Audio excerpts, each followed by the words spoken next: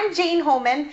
I am the head of the ISAS program and the LTSS initiative for the state of Maryland Department of Health. And we're very, very excited to have you here today. As many of you know, we started the ISAS program in late 2013, early 2014, with the goal of improving our in-home care tracking and making Medicaid services easier to bill and to manage. Since then, we've been working to iteratively improve our website over time, and we've finally come to the time when we're ready to implement kind of a full website makeover, ISAS 2.0, and we're calling that product the Provider Portal. So the Provider Portal will completely replace the ISAS website as it is today. So when you sign in to the website on December 18th, 2017, the ISAS website will not exist anymore, and instead you'll be seeing the Provider Portal website. So since we're doing this big change, we're offering 28 trainings around the state. We are trying to meet with as many providers as we can. We're also going to record this as a webinar and post it for you all to review from your office. I will also be sending you the slides in a PDF so that you can print them or use them for reference. Anything in this material will be available to you printed. Next week, we will release a new reference guide, and that will have all of the written policies and procedures for ISAS. Our current reference guide is pretty out of date, so this will be the new version for that. The last piece of the training puzzle is a training website. So today you're actually going to be logging into a Provider Portal training environment and following along with me to experience the different features. And then when you're back at your office, you're welcome to sign in to that website, watch the webinar with your staff, your colleagues, and practice doing different things within the training environment. This training environment has fake information in it such that there is no violation of HIPAA laws. So some of the data might look a little silly or implausible, but it's really just an opportunity for you to be clicking and trying, adding services, adding staff, all of those types of things that you do on a day-to-day basis.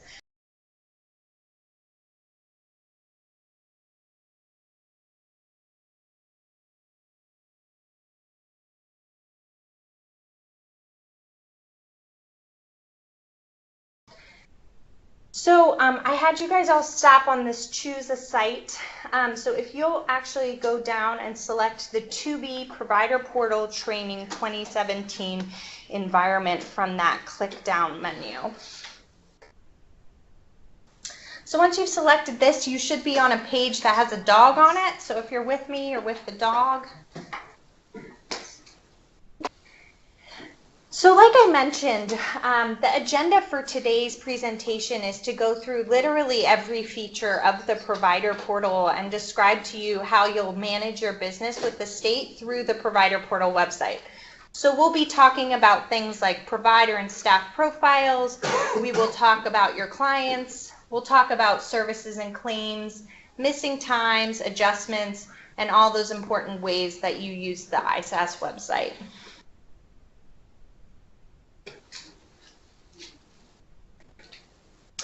So I wanted to get started with just a little mini introduction to ISAS. We have had some providers attend this training who have not provided RSA services through the state Medicaid program before, so we just wanted to make sure that we're all on the same page. So first and foremost, ISAS is a phone-based timekeeping system for in-home care providers that provide services through certain Medicaid programs. So you guys should be very familiar with the phone system, 1855 4MD ISAS. So your caregivers are in the field calling that phone number every day. That phone number and the prompts in the phone number will not change at all with the change in the website. So your caregivers will still call every day. They'll still hear the exact same messaging, and they'll still select the same buttons that they're used to selecting. So there should be no change for your caregivers, and they should experience their workflow the same way every single day. And then I just kind of have a little fun factoid on the screen. In the year of 2017, we've served an average caseload of about 12,000 participants every month. So quite a few Marylanders are being served through this program, and we appreciate your partnership with us on that. And then on the bottom, you'll see that ISAS is an online system for manual timekeeping, claims resolution, and staff management. And so that's really the piece of the ISAS system that we're talking about today, the ISAS website, which will be completely replaced by the provider portal website on December 18th, 2017. So now on the screen are a number of features that we're very, very excited about for the provider portal. First and foremost, the ISAS website's a little clunky, it's a little old, and we're really excited about the new user interface. We think that the web experience for you will be much more modern and much more 2017, easier, more intuitive, easier to click around, so we're very excited about that. There's also a number of features that we think will help you with your billing. You'll be able to view the missing time request points by staff. You'll be able to see your participants' plans of service. You'll be able to resolve overlaps that occur between your staff that work for your agency. And you'll be able to edit and update services in a more fluid, more intuitive way. On the screen now are the pieces of the ISAS system that are not changing. So I've already mentioned the ISAS phone system will stay the same. The OTP device that your participants have and your caregivers use to clock in and out, that will stay exactly the same, and the policies around it will stay the same. The missing time request policy and the adjustment policy will stay the same. You will have the same deadlines in place, 2 business days after the end of the month versus adjustment due date, which is 1 year after the date of service. And the points will be the same. This slide just is a reminder for all of us. So the state takes our Medicaid participants' privacy and their data, we take that very seriously. And as such, it's really important to us that our agencies are following the state and federal laws and policies around accessing Medicaid data. So it's very important that you are signing in under your name with your password. We do know that agencies have historically shared the username and password for the ISAS system. That is not appropriate, and you need to immediately stop doing that.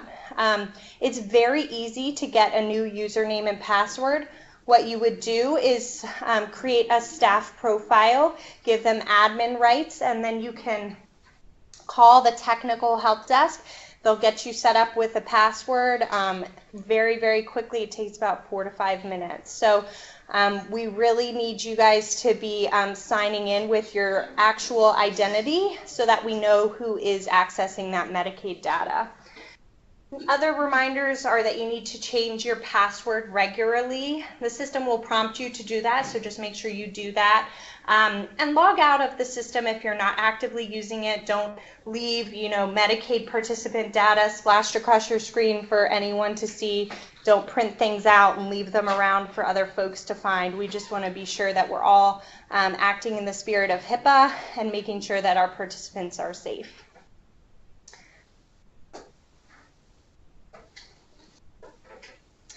Okay, so I'm going to start with some very broad strokes about navigating in the system, and then Patrick's going to take over and start walking you through the system that you've signed into.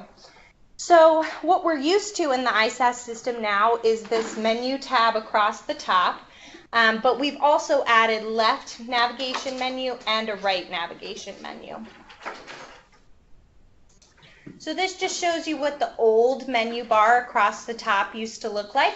And then we have the new menu bar across the bottom. You'll see enter calls, exceptions, and claims go away, and they're all concentrated down into one area called the services area. So we'll talk a lot about how to use the services area to find your claims, exceptions, etc. And this here is just a sitemap. Again, like I said, we'll send you these slides. This is more of a reference if you're like, hey, how do I edit or void? You'll remember, okay, I have to click on the Services tab first to get to that edit and void feature. So that is for your reference when you open up those slides that we emailed to you. Okay, so now I'm going to turn it over to my colleague Patrick to start walking you through the system. Good morning. Okay, so we're going to start off talking about some announcements and notifications in the system. One quick note, in the old system, if your agency had more than one provider number, you would have to log in to different provider numbers to see information related to those, or services related to those numbers. In the new system, all that's combined into one, so you only have to log in once and you can see all your information for all your provider numbers. So depending upon which your staff use to clock in and out, you'll see it all in one place. So once you're logged in, you should all see this page here with the cute dog on it here.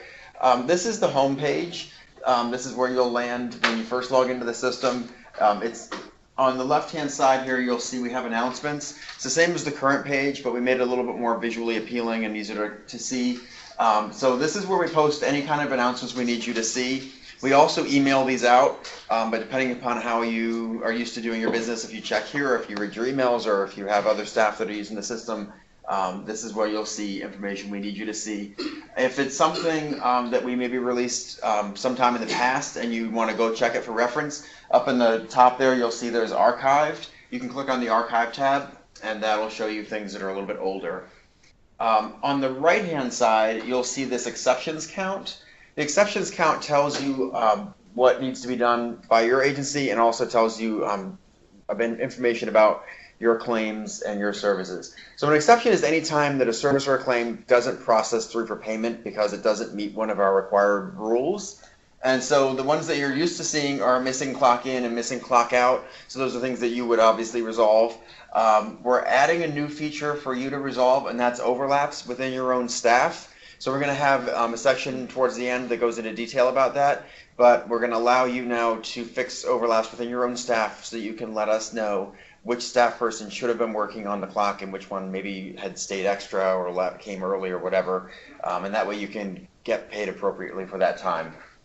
And then the last thing you'll see under that are other pending services. So those are anything that MDH needs to address. So that could be POS issues, shared attendant issues, things like that. And we'll go into detail about that later. Okay, so again, this is the home tab there you see. And those the exceptions for you to resolve, and those are for MDH to resolve. And on the next page, we're going to start talking about staff profiles in the ISAS system. So everyone in this room probably is an agency administrator, so you probably have administrative privileges. You also have staff profiles in the system. We're just going to talk about changes to those and how you're going to use them in the system. So let's talk about user roles. First thing, in the old system, you'll see we had provider administrators and we had staff, and those were the only two things going on in ISAS. We added something new called a billing provider, and I'm going to explain what that is in just a minute, but it's going to give you an opportunity to have more staff logging into the system to help you out. The administrative provider, that's probably most of you in the room. They are going to have the ability to create and edit staff, and they're going to have the ability to manage billing, which includes running reports, fixing missing time requests, entering new missing time requests, things like that. That is set up through the help desk, so you would call the help desk and talk to them, and they would set you up with a login account. If you already are here today, you already have a login, so you don't need to worry about that. But if you do get new staff, if you hire somebody in your office to do that, you would go through the help desk. Each agency is allowed to have up to 5 admins active at a time, so you can have up to 5 people that have this responsibility. The other thing we added was the billing provider role. So billing provider role is just one step lower from the admin provider role. They can do all your billing stuff. So they can run reports and they can fix your missing time requests, but they don't have anything to do with creating staff. So you would be the one that would create your staff profiles when you hire a new person to go into, a new caregiver to go into the home. The billing provider wouldn't have anything to do with that. That's set up by you. So once you're in the system as an admin, you would enter whoever you want to be your billing provider into the system, and you would check a box that says this is my billing provider. And again, you're allowed to have up to 5 of those per agency. And then the last is just the staff provider. So the staff are not allowed to log into the ISAS system, but what you do need to do is to have their information in the system in order for them to clock in and out. And so most of your staff, well, all of your staff today, I'm sure, are in the system. All that information will transfer over into the new ISAS system or to the new portal, so you don't have to do anything, make any changes. But if on December 19th, say you hire a new caregiver, then you would have to obviously set them up just as you do today. And that's obviously, as I said, set up by the administrative provider. Okay, so now I want to show you how to search for your staff in the system. So during today's presentation, we're going to have you click along with us for some of this so we can actually see and do it for yourself. So if you'll look on, at the top, the, do I have it highlighted? No. Click on the provider tab up here at the top. And then once you click on that, you're going to see the top left corner looks similar to what you see on the screen here. And there's two things going on here. You've got something here that looks kind of like a piece of paper, like a manual. And then you've got this little dot that looks like a person. So go ahead and click on that, and then click on staff. And then you'll see in the system that you have some different search options. Here we go. On the left-hand side, you'll see you can search by date of birth, social security number, first name, last name, etc. So that when you have the live system back at your office, you can look through that and find staff if you need to look somebody up. For today, we only have a couple of staff in there for you in this test environment. So you can leave all that blank and just click search. And then when you click search, you should see some names pop up like you see here on the right-hand side. And what you're seeing there is just kind of some overview information. Again, it's just their name, their date of birth, and part of the social security number there. So you can kind of see if you're looking for someone and they may have similar names. But then we're going to look and see what you see when you click on the details. So if you want to see all the information in the ISAS system. So go ahead and click the details button. There's our search, and then there's the details button. Click on that, and this is the screen that you'll see. And it's the same information mostly that you're used to seeing in the current system: name, birth date, address, phone number, things like that. We've added some new things. You'll see down here we added a section for email address. If we would like you to start collecting your staff email addresses in case we at some point in the future do allow them access to ISAS. Again, they don't have the access today, so it's not critical that you have that. But if you would like to start storing that, you can as you start to bring on new people. The other thing we added, you'll see here staff points. It says points for September 2017. Those are going to show you the points your staff has for the current month. And so you're all familiar with the missing time request policy. You get 4 points for unexcused missing times for the month. This will show you what you have for that particular staff person in that month. It's a little easier than going into the reports and having to search through the comments on reports. We also added the section about the IVR. So that's just a fancy way of saying the call-in system. So this is the ISAS phone system. You'll see the first time IVR used and the last time IVR used, which is the most recent. So that just shows you the very first time your caregiver ever actually clocked in with ISAS successfully, and then the most recent time that they did it. It's information we have in the system, and we thought that it might be useful to you, so we thought why not share it with you so you can see it there. Another tip, everything we do in the new portal is a pop-up window. So anytime you do a search and then you click on something, it's going to pop up. So you'll see here, you can kind of see in the background over here where the search pane is, and then this whiter area is where the pop-up window is. So you'll see that at the top there's a blue X, and at the bottom there's the edit button. The edit button is going to allow you to go in and change things for your staff. So if they move and you need to change the address, if they get a new phone number, etc., you can click on that and make those edits. And then when you're done, you can click the blue X up in the corner. I think I have a pop out of that. Yep, so then you click the blue X, and that'll take you back to your search. If you use the back button, it won't work because you're still sort of on that main search page just with the pop-up window. So go ahead and click that blue X, and then I'm going to talk you through how to enter a new staff person. So when you go back, after you click that blue X, you'll see the same search page you were on.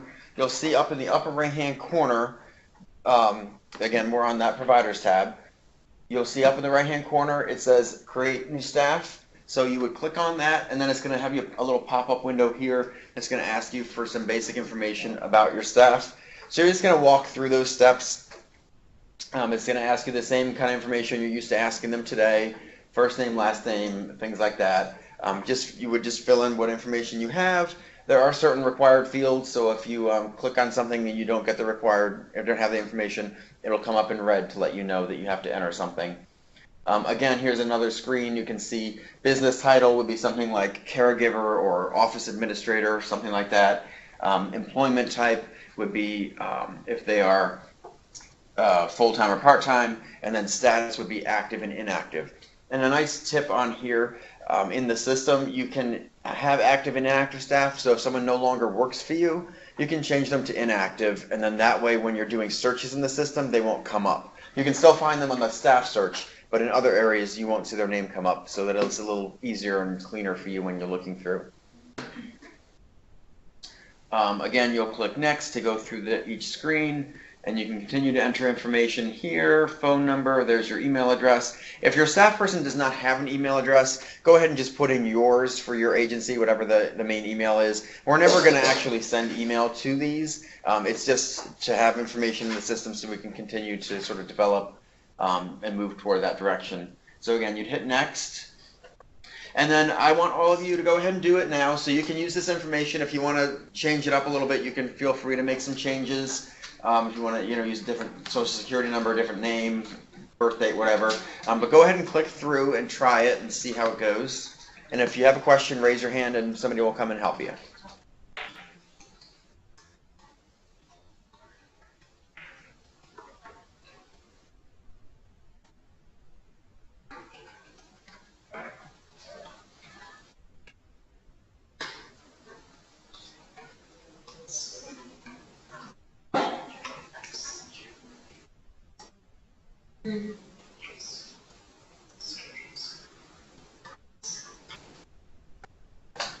On your screen, you're going to see it says to include the dashes in the phone number. I think you're actually going to want to leave the dashes out and just type the digits. This slide's not updated, but we will change that. Oh yes, so everything you're doing today is fake. The whole training environment has fake information, fake staff, so you can create whatever you want in here. You can add staff, you can edit staff, do all that. We're going to be creating some services and all that. It's all fake. So that's a good question. So once you've done and you've hit submit, if you want to see the name come up, you can just search again and it'll show up in your results. So I think probably everyone's about done, so we'll move on to the next slide here. So let's talk about client profiles. So this is the information you can see about the clients that you serve. So in a client profile, we're giving you some exciting new features that you can use to give you a little better snapshot of what's happening with the clients that you serve. So new information that you're going to be able to see in the provider portal. We're going to let you see the waiver program enrollment status. We're going to let you see the Medicaid eligibility. We're going to let you see what the authorized POS hours are for today, for that day. We're going to show you the current sports planner's name and their contact information so that you'll know up to date who the current sports planner is. We know that sometimes that can change frequently, so you'll have that. And then also if there's an OTP device assigned to that participant, so you'll know if your caregiver needs to look for that when they go to the home.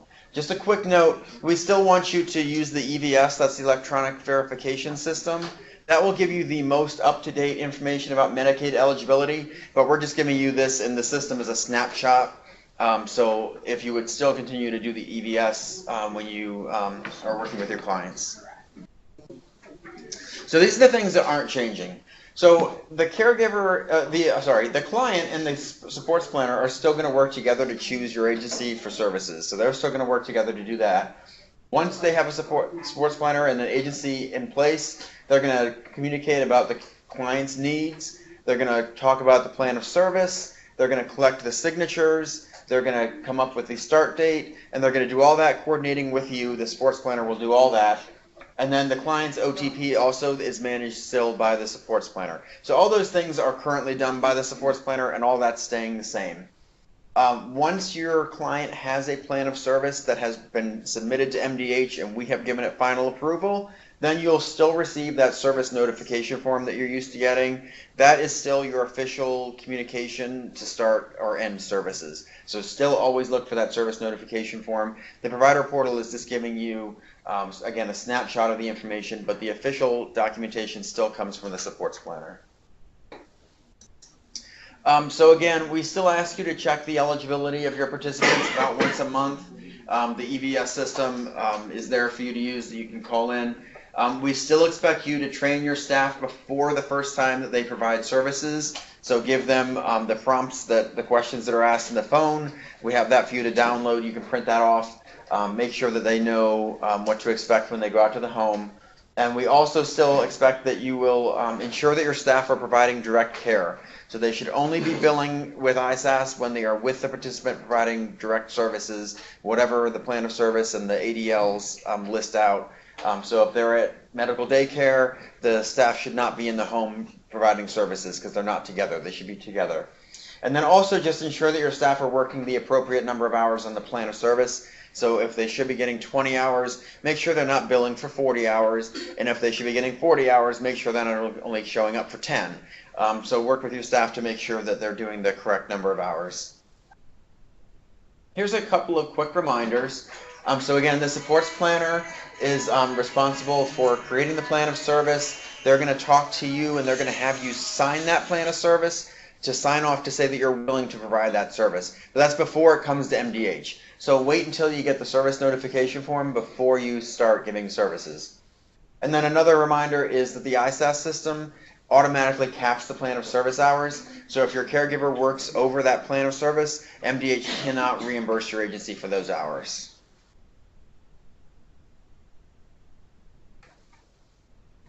Plan of service. So when you're in the system, we're going to let you actually view the plan of service within the provider portal now.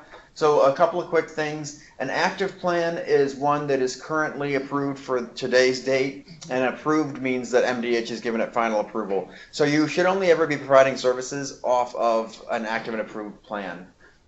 When you're in the system, you'll only be able to see a plan of service if you are listed as the agency on that plan of service, and you'll only be able to see plans if you're on a current active plan. So if you were providing services to someone, say for 5 years, and then they moved to another state and they enrolled in a different Medicaid program in another state, you're not going to be able to see that plan of service anymore. And likewise, if you have a new client who's coming on and they don't start, or you're not going to start services for a month, you won't be able to see the plan until the date that it becomes active. And we do that for HIPAA reasons, because there's a lot of personal information in those plans, and so we don't want to have people being able to see plans when they're not actually actively providing services to that person. So again, even though you can view the plan of service information on the provider portal, we still need you to communicate with the supports planner, because they're the ones who are responsible for all that information. So the supports planner is still going to be responsible for the plan of service. They're going to write the plan. They're going to, again, collect those signatures and then send you that service notification form. So everyone can follow along with me. If you want to click on the top, there's that client tab, and we'll walk through what that looks like. So again, you're going to have this sidebar where you're going to have some options for search. You've got your last name, first name, the MA number here. You've also got enrollment status, so you can decide who you want to look for, and you can look through. In this test environment, you don't have many clients, so again, you can go ahead and just click search. And then once you click search, you'll see a screen that looks very similar to that other screen we saw, and there'll be a blue details button, and go ahead and click on that blue details button.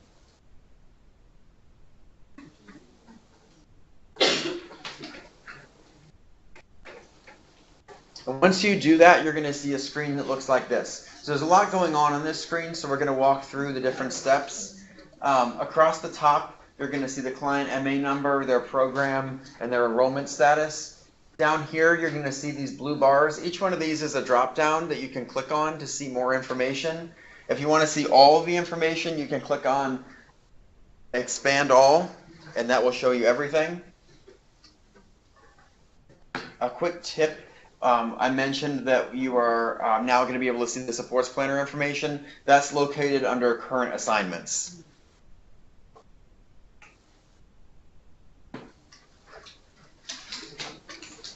Cool.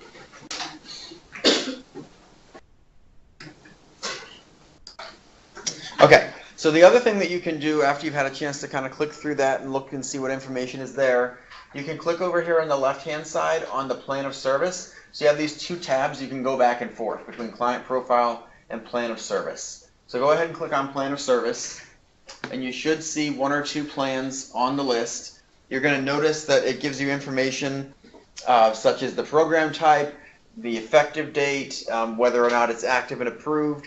So again, these are going to be the different plans that have been in place. If your agency has been with a client for several years and there are several plans, as long as you're still listed on the current plan, you can see all the plans you've ever been on for this participant. So it may go back a few years. And again, that's just for ARCI. What am I trying to say? That's just for reference. Anyways, so you can also click on the details button there, and that will give you more details about that plan. So go ahead and do that.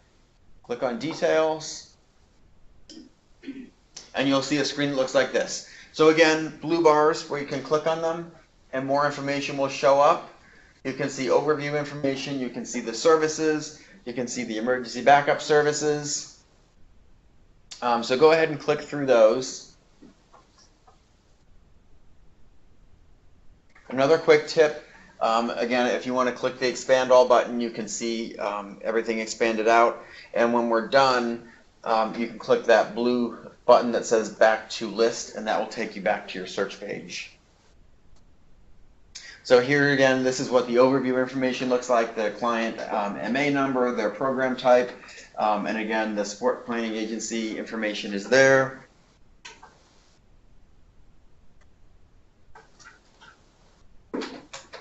You can also see their current address, their phone number, the effective date of the plan, and then there's the enrollment status. The enrollment status information will always stay up at the top of the screen.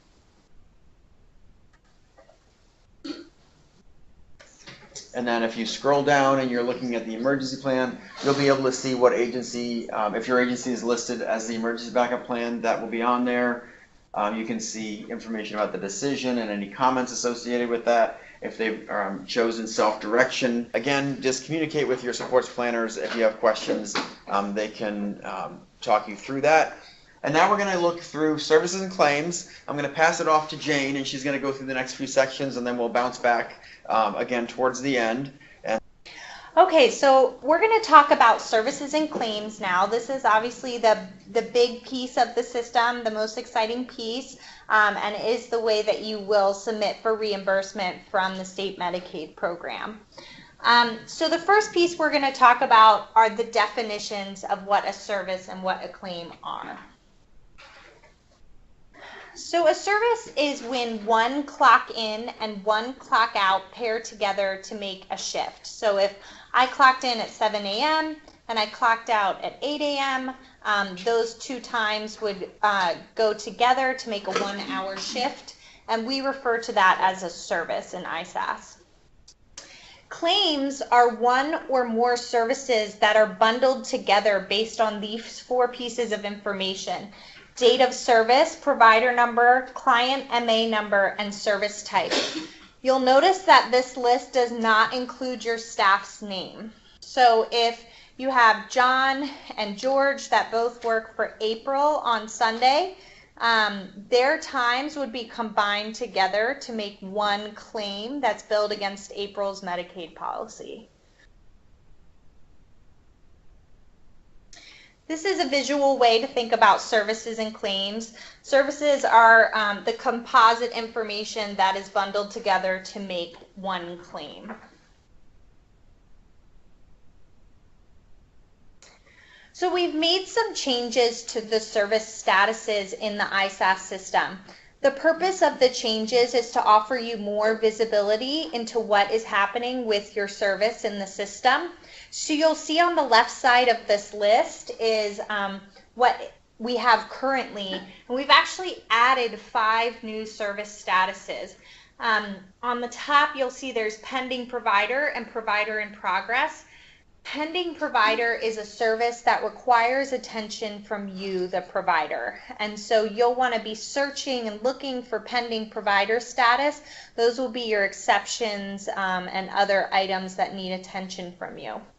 Provider in progress is a service status that means that you've selected the service and maybe entered some information in it. You've saved it, but you've not submitted it to the department for review. So we'll talk about that a lot, but you'll need to be very careful to both save services and submit them to the department. It's a 2-step process for that to get to the department. And then we've added 3 service statuses for Maryland Department of Health, MDH, and those statuses will help you know what we're doing. So if it says pending MDH, it's just like for pending provider. It means that the Maryland Department of Health needs to resolve that issue. There's something going on with that service that needs the department's attention. MDH in progress is the same like for provider in progress, where you'll know that MDH has opened the service and is looking at it, but may not have resolved the issue therein. So if you see a service that's in MDH in progress for 2 months, that's when you'll want to call the department and say, hey, you guys, you've been looking at my service for 2 months. Are you going to pay it? So that'll give you that additional visibility into where we're at in our review. And then MDH reviewed, that is when MDH has looked at the service and offered a disposition about whether we would like to recommend it for payment. So again, these slides are for your reference. So this is a definition of every current service status and a definition of every new service status that you can refer back to from your office. So now we'll talk about claim statuses. So on the left, you'll see the claim statuses that exist today. There are 2 claim statuses that we are removing in the new provider portal. And the reason we're removing the claim statuses that you see on the left is because we're changing how we do authorizations for adjustments. And I will talk about that at length. But in the new system, there's no longer a reason for us to be approving or disapproving things at the claims level. We'll be doing all of that work at the service level. Again, a reference slide for you. And then we talk about claim types. So you should be familiar with the claim type original and claim type adjustment. Those are the 2 that exist in the system now. We've added 2 additional claim types. One is void. Void is really just an adjustment of a claim from whatever unit value it had down to 0 units. So it's just a little bit of a shortcut for you, the provider, such that you can press void instead of doing any calculation or math to subtract out all the units. NA means not applicable, of course, but in this case we're using it to mean there is no claim created for that service or bundle of services. So you'll see lots of claim tiles throughout the system, and we'll talk about those at length, that say NA when there's a missing time on the service that it's associated with, or there's an exception, or there's some reason that that service has not yet been adjudicated. Okay, so we've done our definitions, and now we're going to move into finding services and claims in the provider portal. So like I was just mentioning, this is really the key piece of the provider portal, and my staff put this awesome picture, life-changing event. So this is really the big kahuna for the system.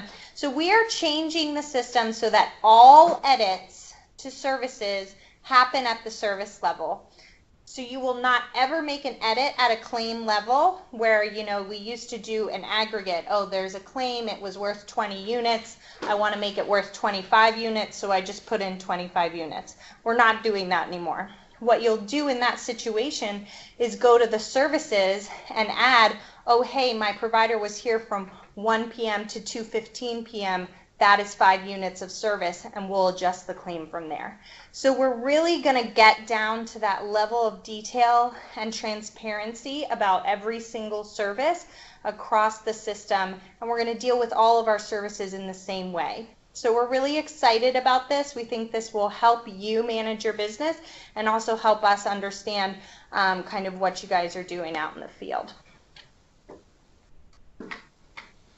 So like I said, the claims, the entered calls, the exceptions, that's kind of the way you're used to doing your business and separating your pieces of work. That will all go boiled down into the services section of the provider portal.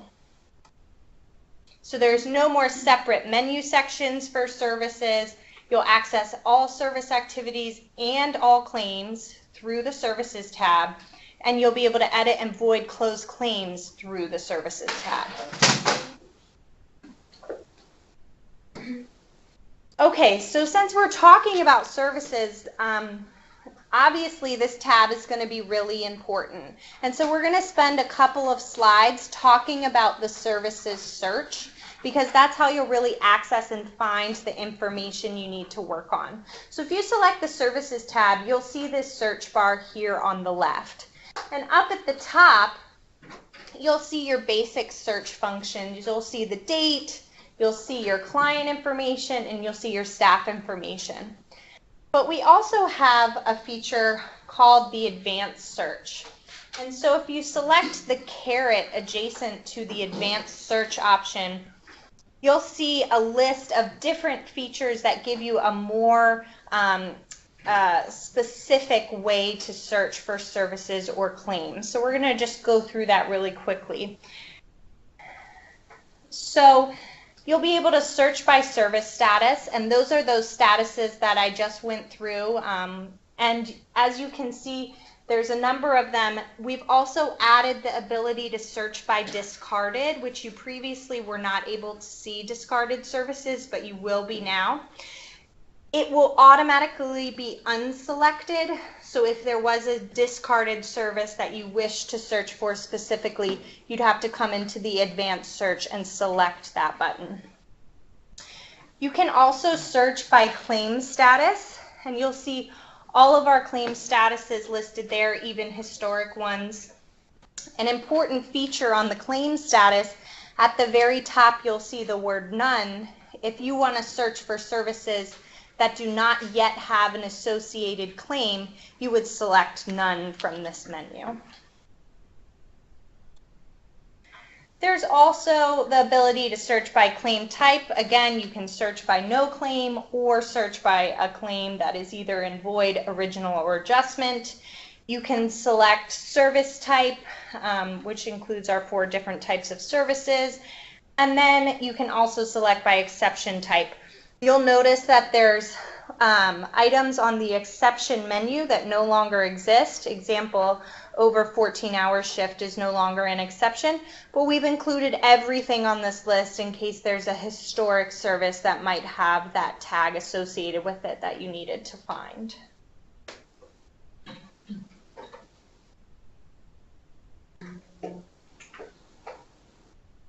Okay, so I think what we'll do now is, if you want to give trying a search a try, so if you go to the top of your search menu, you'll see the from and to date. So give those 2 parameters a try.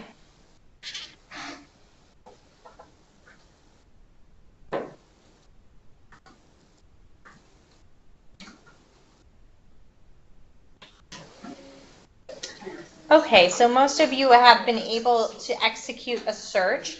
So throughout this presentation, I'm going to give you a couple hints about some of the new navigation.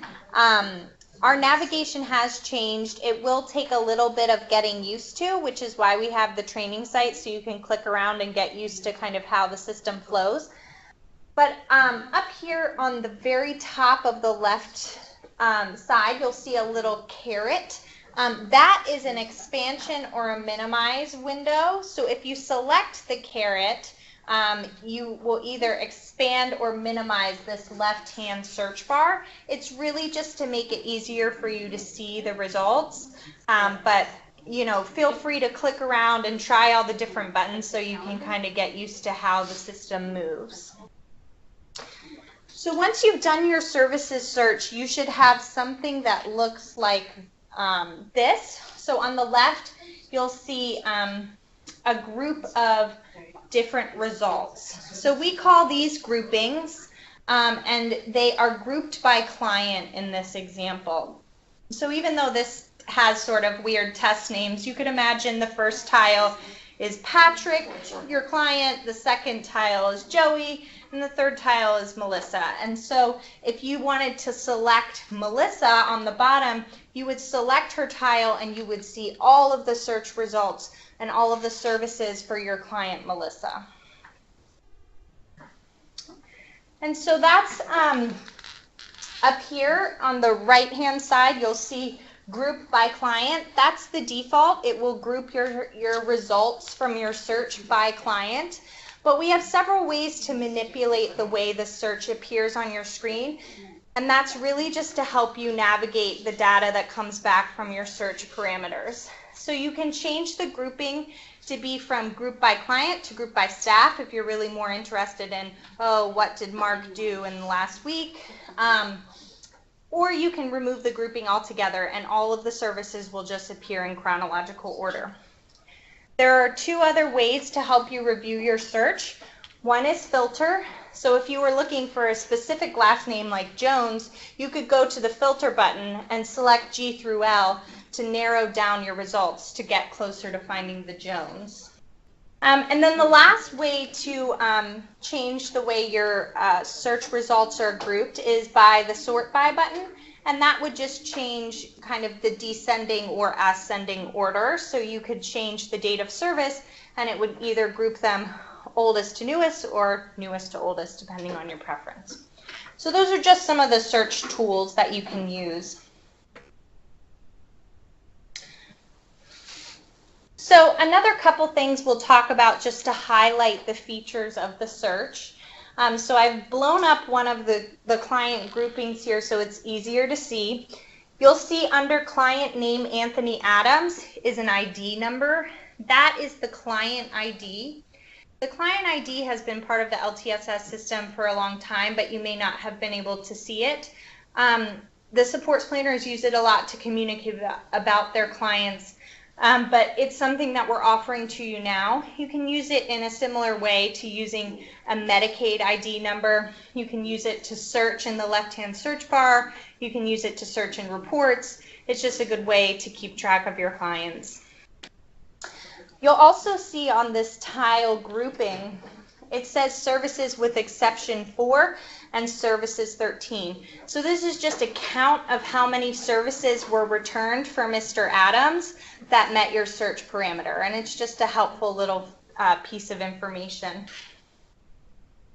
You'll also see in the yellow box that just appeared, we're adding a new piece of information called claim number.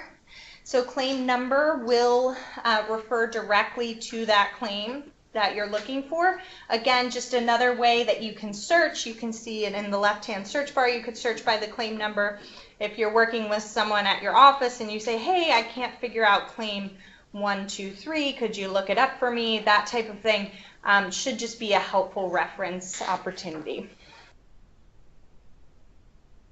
And so if you guys could click the details button, the blue details button on any of the services that are showing for you. So you'll now have navigated to the service date details page, and this will be a super important page for you. This is really where you'll do a lot of your service edits. You'll learn a lot about your services. The most important thing to note on this page is the new provider portal paradigm for services and claims. You'll see in the middle of your screen 2 service tiles. One says Honey Jackson, they both say Honey Jackson, and so those are services that Miss Jackson performed for your agency for the client that you've come into, which client is named Leslie Marmon. So Ms. Jackson served Ms. Marmon on 2 services on 1 date of service, and on the left you'll see the claim that's associated with those 2 services. In this instance, the claim has a claim type of NA, meaning there is no claim because the claim has not yet been created for these 2 services. But this is the new way that you'll be seeing the association between services and claims for every single service and claim pairing. It will be really important for you to understand, the relation between services and claims, and we're hoping to help you with that in this very visual sense. Up at the top, you can see information about the claim and the client and the service date. Yes? When populated, does the claim number tie to the remittance advice claim number? No, so that's a great question. So the question is, does the claim number tie to the remittance advice that you received from Medicaid? It does not, but if you look at the claim tile, there's something called the claim ID ICN. The ICN is the invoice control number, and the invoice control number is the number that the Medicaid program uses to track claims. And so the ICN number should match your eMedicaid remittance advice. So here I've just blown up the claim details. Again, the purpose here is for you to see all the different features on the claim details page. Most importantly, the claim type is NA, which indicates there is no claim for this.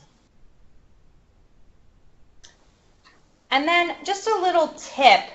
You can access the client profile and the plan of service when you're on a service date detail. So if you're looking at a particular service and you're like, gosh, I don't recall the plan of service details for this individual, you could select plan of service on the left menu, just toggle over, check out how many hours they have, and then toggle back into the claim details so that you can appropriately edit the service to be within the plan of service. Okay, so here's another informational slide. On the right hand of the slide, you see emergency services and backup services. This is not something you'll see super often as we don't have a lot of emergency or backup services, but it's just another helpful indicator. So you'll see next to the staff name a little E. In this case, it's indicating that Ms. Jackson offered emergency services to client Ms. Marmon on date 901. The system will know this because when you enter the service and say it's an emergency service, that's when that indicator will appear. On the other hand, you could see a B where that E is. The B would mean that you are the backup agency for this client, and the system would know you're the backup agency because of the way you're listed on the plan of service.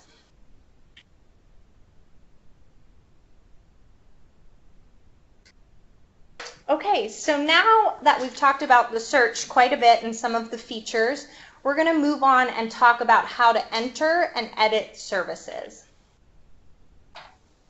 So the first thing we're going to talk about is entering a completely new service. So if you are on this page and you look all the way to the right side of your screen, you'll see a black bar. At the top of the black bar is a clock. And you can go ahead and select that clock at the top right hand of your screen.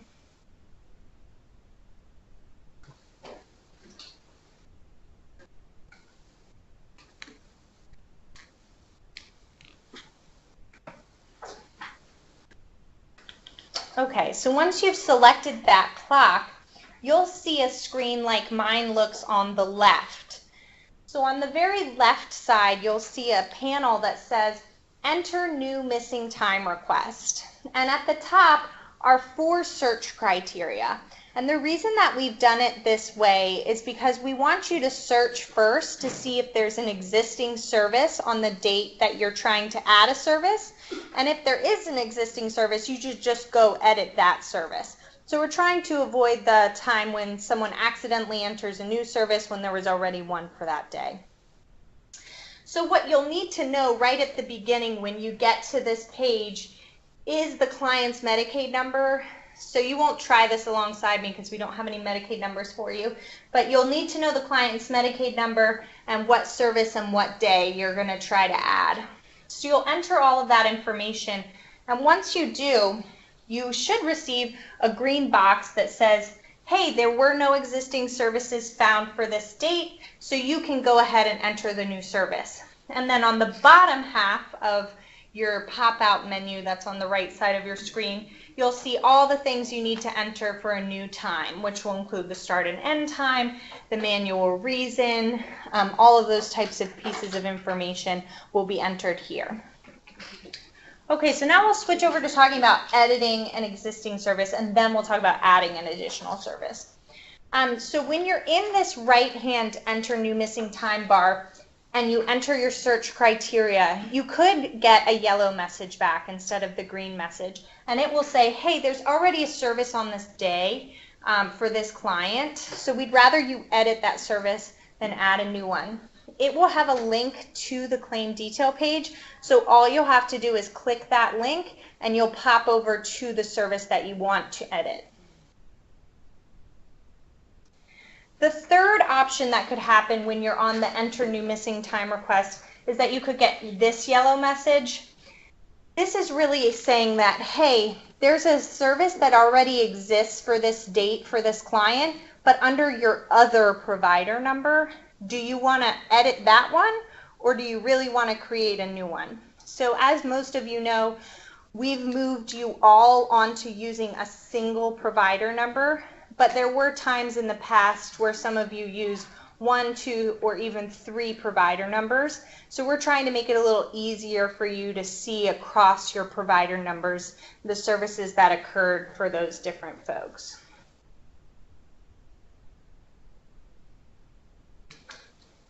Okay, and so here's another navigational tip.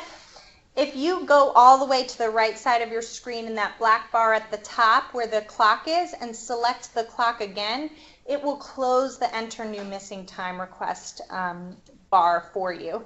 So you'll use that clock both to open it and to close it. So it's just a little toggle the same way the carrots are. And this clock will be available to you no matter what page you're on in the system. So if you're on, a staff page or a client page and you think, oh gosh, I just remembered I need to enter this service, you can just pop open the clock at that time.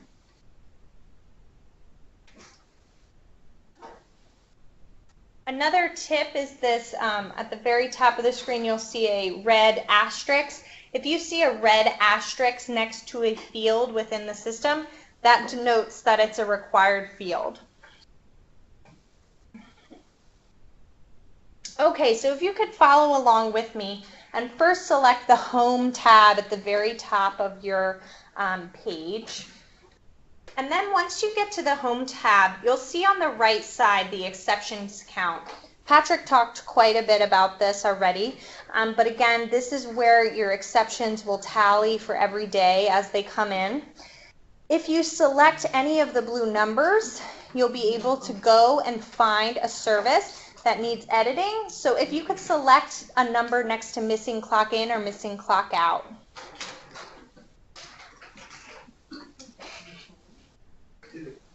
Once you select one of those numbers, you'll be taken back to the search page, but the search page will have automatically populated with just the items that match your request. So you'll see all your missing clock ins or missing clock outs depending on what you selected.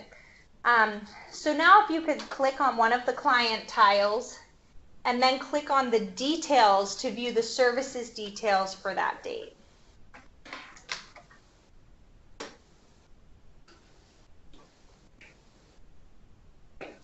So then you'll meet me at a page that looks like this. And this is really when we're going to talk about how to edit a service. So on the service activity tile here in the middle, you'll see that you're missing a clock in because the start time is empty and the exception type says missing clock in. So what you can do is select the discard button if you want to discard it, or the edit button if you would like to edit the time and add the clock in. So then you'll be brought to a page that looks like this. You'll see the start time and the end time have become editable. They've become white so that you can write into the box. The important piece to note is right under the end time it says next day clock out. And what that means is if you'd like to have the clock out be on the date of September 4th, even though this service started on September 3rd, you'll need to select next day clock out. Right now in the system, you actually enter the date on both the clock in and the clock out. We've removed that so it's less cluttered, but you'll need to remember to select that. If you don't, it'll tell you most likely this time is before your clock in time and I'm confused. So the system will remind you, but that's what that button is for. And then once you see below, you'll see that you'll enter the staff name, you'll enter the manual edit reasons, and you can use the blue scrolling bar on the right side of the service tile to move up and down to see all of the required fields. You may notice a field that says service call number. That is referring to the number from which your caregiver called. So if you enter a manual edit reason that says ISAS call incomplete, or otherwise indicate that your caregiver tried to call the system but it didn't seem to record, we would really like for you to enter the number that they used to call. So if they use the client's phone number, you'd enter that. If they use their aunt's cell phone number, you would enter that. The reason is we can use that phone number to search our call log and hopefully find exactly when they called so that we don't have to point that service. Okay, so the last thing we're going to talk about is adding an additional service. So if you're still on this service date details page, you'll see on the right side a plus new service activity kind of gray tile. This is where you would add a completely new service. So if you say, oh gosh, I know that Ms. Jackson worked from 12 to 12:05 and 3 to 3:30, but Ms. Jackson also worked from 8 to 9 p.m. and that's not on here, you would select that plus new service activity to add that time. And then you'd see a new completely empty service tile open up, and the same things would apply. You could enter the start time, the end time, you would enter the staff's name.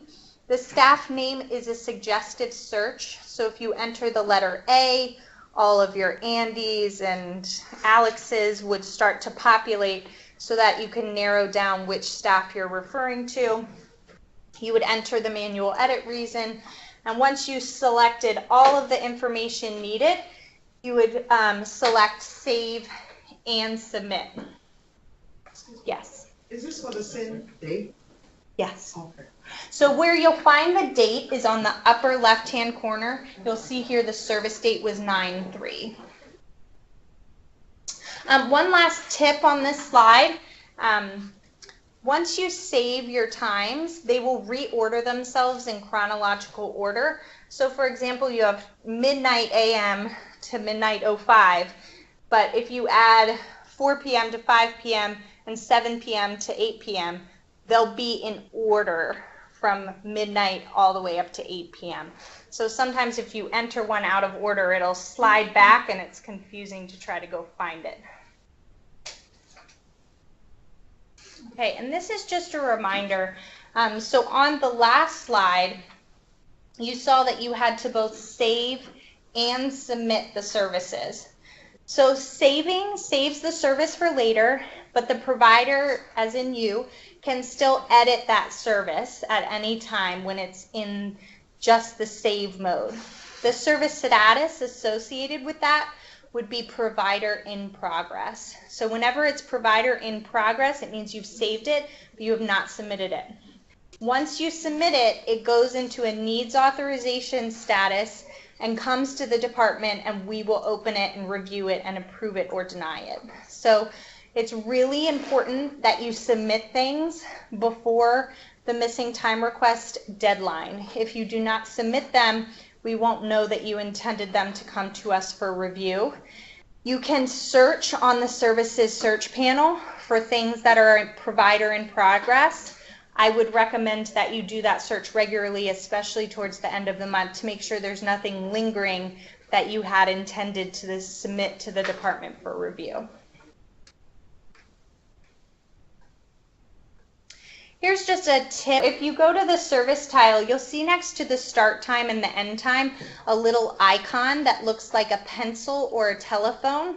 If it looks like a pencil, it means that the time was entered manually by you or the department, and if you hover over it, you'll be able to see the reason for that missing time. If it's a phone, then it indicates that that time was recorded through the ISAS call-in system, and if you hover over it, it will describe the phone number that was used to call the system.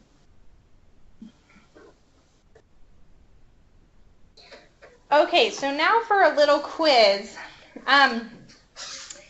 If you see a claim tile that has a claim type of NA, would that be an adjustment or a missing time request if you edited that service?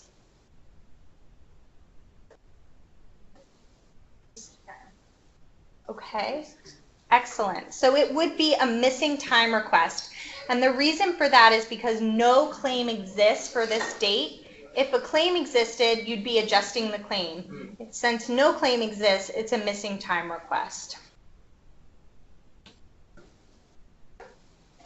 So we're going to move in now to missing time requests and adjustments. I'm going to describe in detail how to do missing time requests and adjustments, how to tell the difference between a missing time request and adjustment, and what the policies are that apply to each type of change. So as we've talked about several times, the old system had a number of different tabs across the top. Enter calls and exceptions is where you went to do your missing time requests, but you used the claims tab to do your adjustments. Now we just have one tab, and it's the services tab. So as a review, our ISAS policies for missing time requests and adjustments will not change in the new system. We will still have the same deadlines and the same points policy. So I'm going to go through the two policies briefly for you. The missing time request policy says that you must submit missing time requests 2 business days after the end of the month in which the service was performed. Staff providers are only allowed 4 missing times in a month, and that includes missing times that are accrued through the adjustment process. It also is inclusive of all the clients that they serve for your agency. And then all missing time requests must adhere to the missing time request submission policy, which includes the comment categories. And again, I will show you how to do the comments for missing time requests. Adjustments. They must be submitted to ISAS within 365 days of service. Staff providers are allowed 4 missed clock-ins or outs per month, same as the missing time request. But the new piece of the adjustment policy is that providers no longer need to use the adjustment comment policy. So if you'll recall, the adjustment comment policy asked providers to enter 5 pieces of information. You had to say the staff's name, you had to say the clock in and out time, you had to say if it was an increase or a decrease, and you had to give us the reason information. So we no longer need that much detail because you'll now be entering that through the service times. So when you make an edit to the service, we'll be able to see the start and end time. We'll be able to see who the staff was. So as such, we've changed the comment policy to match the missing time request policy. So there's only one comment policy for both missing time requests and adjustments. So this is what the comment policy is. You'll have the main category, and that you'll select from a drop-down on the service tile when you make the change. And then the subcategory and the additional information will be entered into the comment box on that service tile. So you should be familiar with our comment guide. As you can see from this slide, we have made a slight update to it. So on the right side under example, you can see if there's an OTP issue, you'll enter that through the drop down, and then you'll enter into the comment box number 1 for subcategory, OTP is broken. Number 2 for additional information, I notified the supports planner. And this is what the drop-down box looks like on the service tile. So again, the drop-down box has everything that's listed in the step 1 main category, so it will match the comment guide. And then the only thing you'll be responsible for writing into the comment box is numbers 1 and 2 for the subcategory and additional information. We will release the new comment policy at the end of next week, so you'll have it for your reference. You can print it out for next to your computer. Okay, so we're going to talk about how to tell whether you're working on an adjustment or a missing time request. So the policies that we just went through are all here in this chart, but you can see that the difference between the policies is all predicated on what's in the left-hand column, whether there is a claim or no claim. If there's a claim, then you would follow the adjustment policy, and if there is not a claim, you would follow the missing time request policy. And so over the next 4 slides, I will describe how you can find out if there's a claim or not a claim, so you can make a decision which policy to follow. So the first way to tell is you can use the search. So if you go to services and then select the advanced search option, you're able to search by claim type. So you could select original, adjustment, and void if you wanted to search for services that have an associated claim. That would be an adjustment. Or you could deselect original, adjustment, and void and only select no claim. If you selected no claim, you would be searching for things that do not have an associated claim and would be part of the missing time request policy.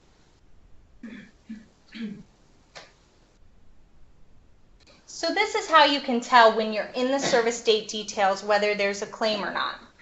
So if we blow it up here, you can see the claim details tile on the left-hand side has a claim type of NA. Again, NA means there is no claim associated, so this is a missing time request if you made a change to the services here.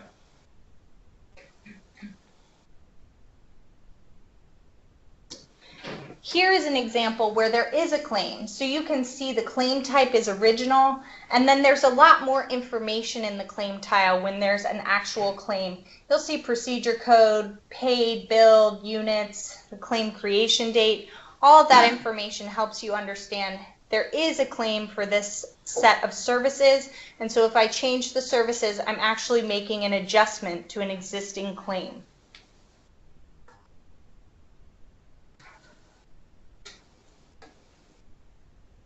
The last way that you can really tell that you're making an adjustment and not a missing time request is when you go to make an edit.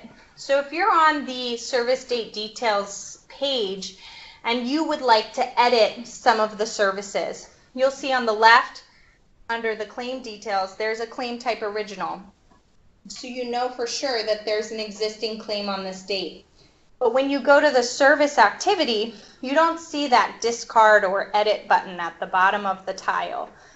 So what that means is you'll go down to the very bottom and you'll see a button that says adjust services or void all services. So you'll select the adjust button in this case, and then the row with the original claim will bump down and a new row will be created. The reason for this is so that you can see the original claim and the original services that were entered along the bottom, and in the second row you can see the edits you're going to make. So on the left, the claim type will change from original to say adjustment because you're adjusting it, and the services will now say void or edit, so that you can make the changes that you would like to make to this claim. Additionally, you'll have the new service activity tile there if you need to add a brand new time.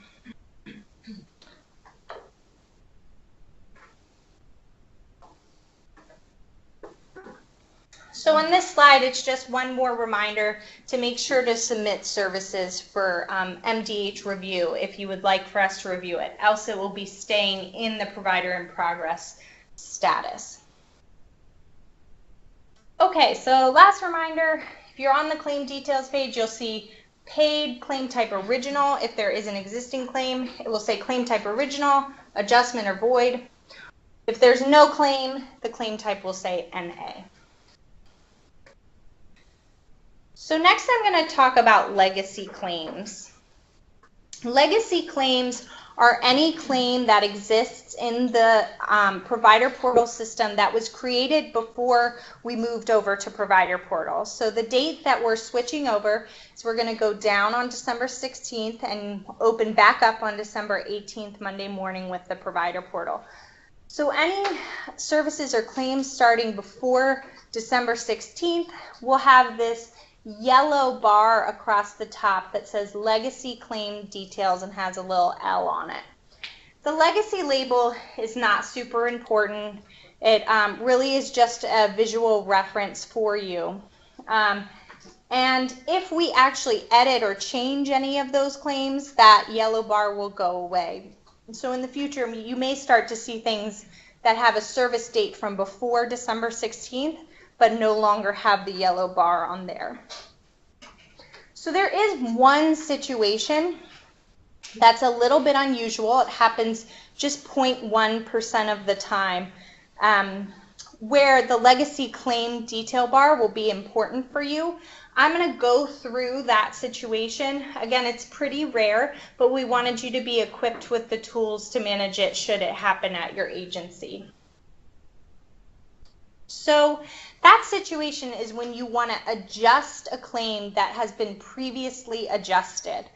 So in this example, you have a legacy original claim that has 8:02 to 10 a.m. and 4 p.m. to 8 p.m. for 24 units. And then before we switched to provider portal, before December 16th, you made an adjustment to that claim. So you changed it to be 8:02 a.m. to 12 p.m. But as you know, with claims in the current system, when you adjust them, you do not change the service time. So when you look back at the services for this adjustment, they still say 8:02 a.m. to 10 a.m., even though the claim comment makes it clear that you actually worked 8:02 a.m. to 12 p.m. So what you would do in the new provider portal system is change the service times to match what actually happened. So it would be incorrect if you forgot to change the clock out on that first service and it stayed at 10 a.m. If you left it at 10 a.m., you'd only get paid 8 units, even though you adjusted it back in the legacy system to be worth 16 units, the first service. So what you would have to do is go into the first service and change the clock out time to 12 p.m. before adding your new adjustment of 10 p.m. to 11 p.m. The way you would figure out what the services were would be to look at the reason that you entered when you did that original adjustment. To get to the claim comments, you would simply select the claim details when you're on the service date details page, and you'd be able to see the comment that you had entered in the legacy system.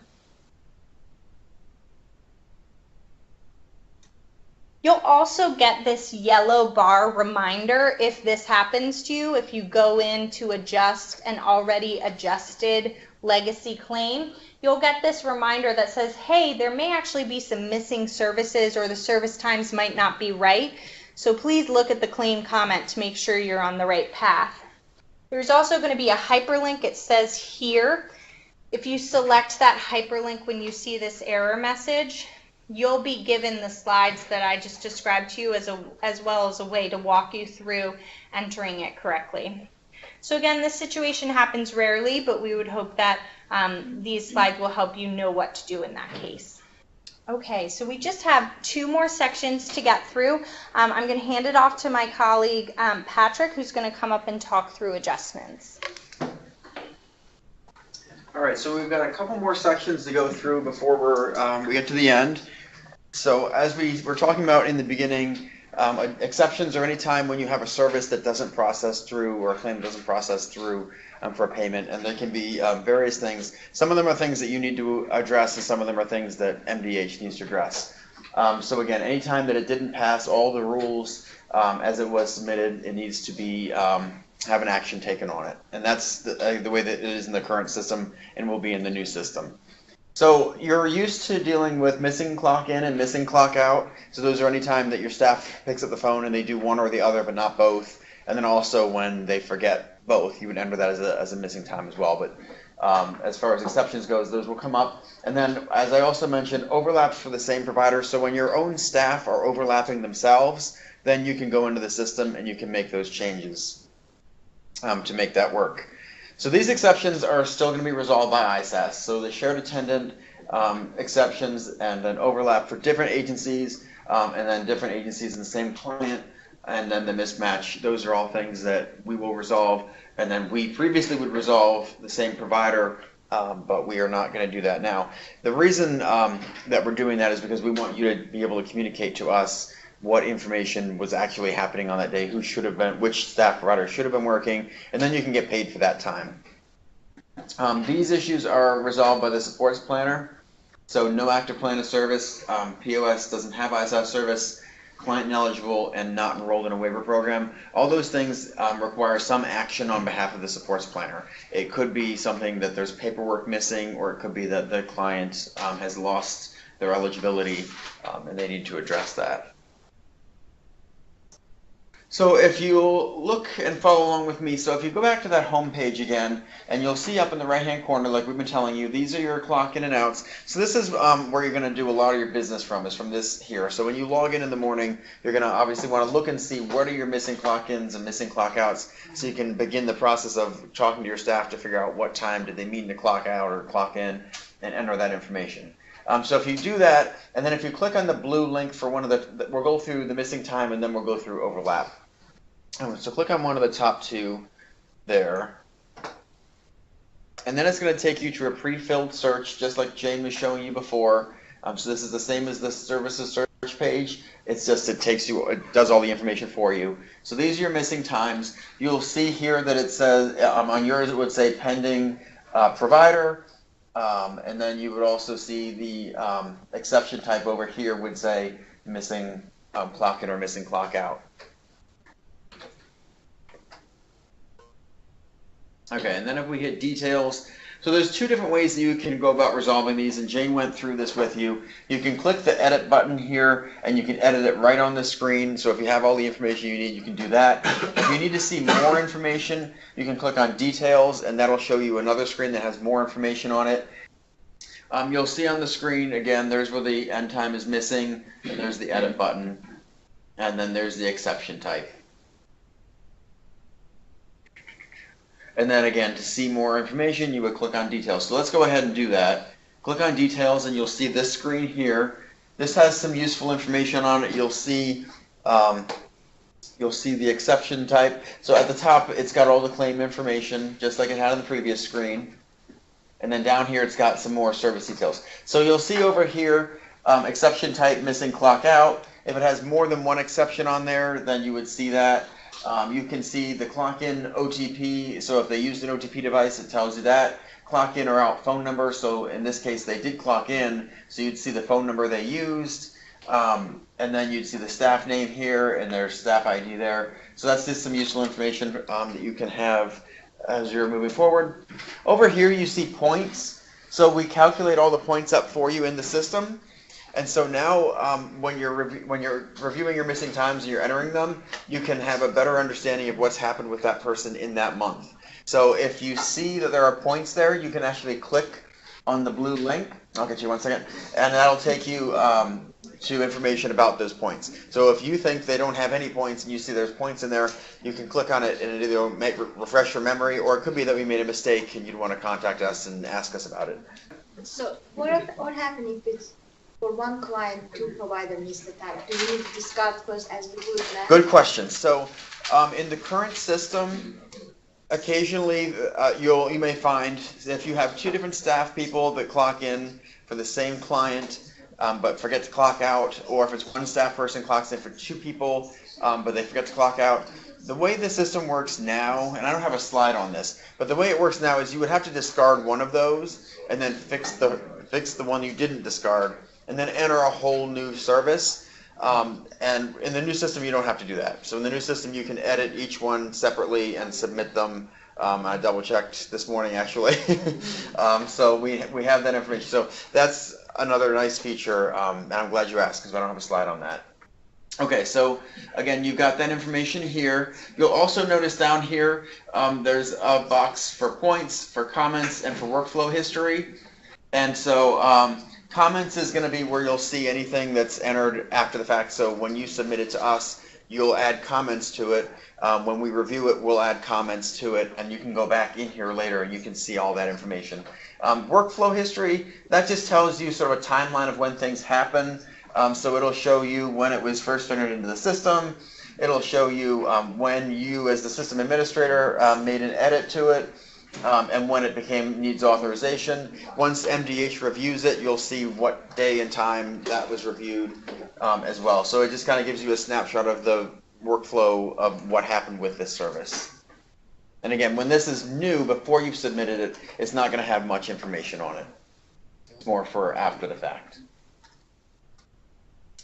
Again, just to remind you of the deadlines, so the missing clock in and clock out, those are due 2 business days after the end of the month. The overlap service provider, so that's something new that we're putting in your hands to deal with, and so you can talk with your staff to understand who should have been working and who, how to fix that. So we're giving you a year to do that. We're giving you the same as the adjustment policy. That's starting out because we realized that it's going to take you some time to get used to it and to understand how that process works. Again, it's better for you if you do it sooner than later, because the sooner you do it, the sooner you get paid. So if you leave it pending and in the system for 12 months, then that's 12 months that you haven't been paid because it's sitting in the system pending. Also, we recommend that you don't wait because it takes us a few days to review all these services. So if you're submitting an overlap, we need a few days to just double check it. So don't wait till the 365th day.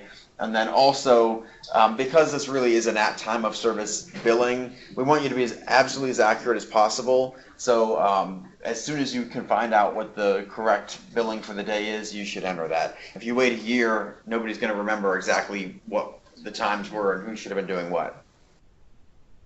Okay, so let's talk through overlaps. So overlaps that occur between your own staff are going to be resolved by you, and you'll, again, fix that time, and I'll show you how to do that in just a minute. So anytime one agent or two agencies are overlapping, we will still resolve that on our end, and then if it's the same client in two different agencies, we do that as well, and then, yeah, so we reviewed that before. Okay, so here's how it looks when you want to actually edit the service. So you'll see here, I believe I can make that highlight. No, I can't.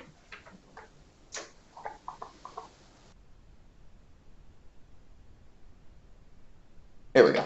So you'll see here where it says exception type, there's a blue link here that says view overlap service. So first you're looking at just one of the two services here. If you click that blue link, you'll see a pop-up window with the, or new tab, I think, with the information for the overlap. So you can go back and forth between the two and try to look at them and figure out what's going on and make those edits. So once you know what you want to do, you would go down to the lower corner here and hit edit, and then you can change either the clock in time or the clock out time, and then you can also, again, go to the overlap service. You can do the same thing, and then you would hit save, and put in the comments, and then you would submit. And again, for overlaps, we would review them on our end before they take effect, but at this time, our policy is going to be that we are not assigning points for overlap because the staff did use the telephone. We'll review this over time, and we'll kind of see how the workflow goes and how it's used in the system, and we would certainly let you know if we made any changes to that down in the future. Okay, so we're getting near the end. We made a few small changes to reports, and I just want to show you what those changes are so you can see them. Not much has changed, and we really were just trying to clean them up and make them a little easier for you to use. If you all want to click on the Reports tab, you're not going to see this in the test environment, but when we go live December 18th, you will see this screen. It looks almost identical to the screen you're used to seeing in the old system. What we've changed is the last two, the Services Rendered Report and Services Rendered Report Advanced, and so we'll look at those. On Services Rendered, what we added was the service activity status, and we put in the new statuses here. So when you click on this drop-down, you can decide if you want to look at things that are in whatever service status you want, if you only want to see closed, or MDH in progress, or MDH reviewed. As Jane mentioned before, you'll want to keep tabs on the things that you have that are provider in progress, because those are things that you've started to work on but have not sent to MDH. So at the end of the month, you might want to run a report showing provider in progress, or maybe pending provider and provider in progress. So you see everything that's in the system that's waiting for you to take some action on it. If you are looking for something that is MDH, pending MDH, or MDH in progress, you can do that as well and see what's in the queue there. The other thing we added, or another thing that we added, was you'll see down here, we made a blue link on the service date. So now you can click on that and you can see more details. So it's similar to the Service Rendered Advanced report where you can see more details. We just added it to the other report as well. Okay, and the last thing that we changed here is the comments. So in the current reports, there are 4 columns on the right-hand side. One's for provider comments, one's for help desk, which isn't used, and then there's 2 MDH comments. So we've combined those all into one column here. So you'll see they go from top to bottom. It'll say in chronological order who made what comment in there. So you can see what you said, and then you can see what our response was. If there's other exceptions like client ineligible and we resolve it for you, you'll see those comments. So it's all in one place. And then Services Rendered Advanced, we made a couple of changes to this as well. One of the things you'll note is the client ID and client MA. So as Jay mentioned before, client ID is something that's new to you. So you can search by that now if you'd like. And then this page, once you do your search, it looks the same, but there's the blue link on the right-hand side, the hours worked, is still a link that you can click on, and that'll take you to the details. And then there's a couple of things to note here. One is, again, we have the service date link, so you click on that, it'll give you more details about the service. The other thing is that everything is grouped by date, and you'll see adjustment and original claim information. In the old reports, you only would see the original information in the system. And so now you'll see both, and they'll be by date. So when you scroll over, you'll see whatever the initial shift was, and then you'll see what the new one is. And the reason that we are able to do that is because when you do an adjustment, you're entering all that information. In the old system, we didn't really have that, so you couldn't see it. So again, there's your details. And then we also, again, with the comments, we combine them all into one column. If your agency is one that uses reports, you download them and then upload them into other things, and you want to see a sample of a report, you can contact us and we can try to get your report before December 18th to look at. Okay, so there's also a help feature in the provider portal. So at the top there's the help page, and if you want you can click on it. In the upper left corner, you'll see 2 things similar to what we saw on the staff search. There's a little book, and that's sort of for manuals, and there's a little telephone, and that's going to be for contact information. So the manuals, what we give you, there's our reference guide, our policy guide. Quick note that what's in provider portal right now is our existing guide. The new guide will be out sometime, I think Jane was hoping for next week, although I'm not, it'll be out before the 18th. And that'll be up here. But so if you download that today, you'll see the old report, which is very similar, but it's going to have a few differences because of the new system. Here you've got information about eMedicaid and other program information. Down here we have training information, how to register your staff for ISAS or yourself for ISAS, what the system prompts are, things like that. Policy guides, how to frequently ask questions. And then over here we'll have a webinar link. So we'll have this webinar up there, but we'll also, throughout the year, sometimes we do webinars just to refresh people's minds or whatever, and when there's something new. So those will get posted there. And then on the telephone link, if you click on that, you'll see contact information. For the first one is us at MDH. So if you need to get a hold of us, that's our phone number, that's our email address. And generally speaking, we talk to policy questions and payment issues. But if you have other questions, you can certainly contact us and we'll point you in the right direction. Here we have the help desk. So the help desk is for technical issues. You can call them during business hours and they can walk you through the system. They can tell you how to enter a missing time, where to find a claim in the past. They can give you all that information, and they can also reset your password if you get locked out of your account. And then down here is just some helpful information for the waiver unit and provider enrollment at MDH.